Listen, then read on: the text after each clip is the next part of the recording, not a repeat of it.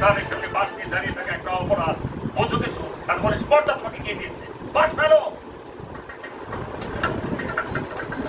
দেখে থাকবো না মানে?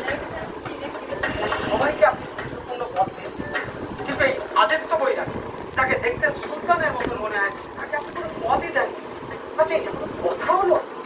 আর সময় তো চলে যাচ্ছে না, সময় আসুক, তুমি যা চাইছো তাই হবে। মানে কবে করা হবে, কোন পদ দেওয়া হবে, কিছুই তো বলছেন না।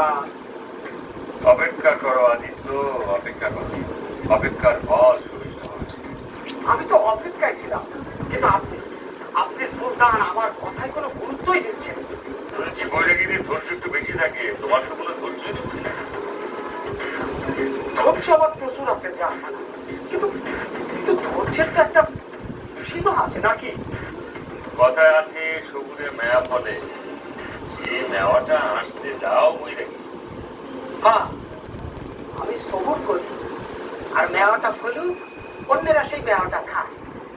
এটা কি সুলতানের চাওয়া? হ্যাঁ, আমি সকলের রাজা, ধনী গরিব সবাই আমার কাছে সমান। আমি ন্যায় বিচার করি, কোনো অন্যায় আমি সহ্য করি না। তা তো বুঝলাম, কিন্তু আপনার কাছে এই আদিত্য বৈরাগীর যে প্রত্যাশা, তার কোনো কিছুই তো আমি বুঝতে পারতেছি না। এই, কি চাও তুমি?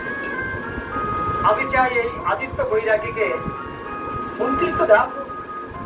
বৈরাগী থেকে সরাসরি মন্ত্রিত্ব?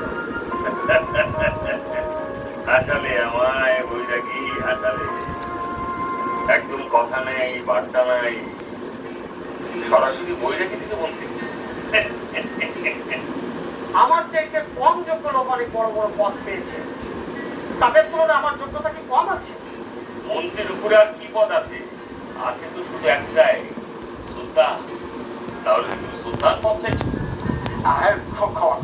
ক্ষমা করবেন যে আবার এই দুঃসাহস কি আমার আছে?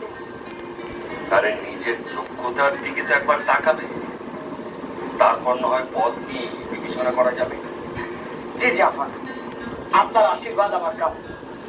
ও, তাহলে এখন তুমি যাও, তোমাকে আবার ডাকা হবে বৈরাগী। রাজ্যের অনেক কাজ পড়ে আছে, আমাকে সবকিছু দেখতে হয়। বাসটা উঠিয়ে নিয়ে যাও।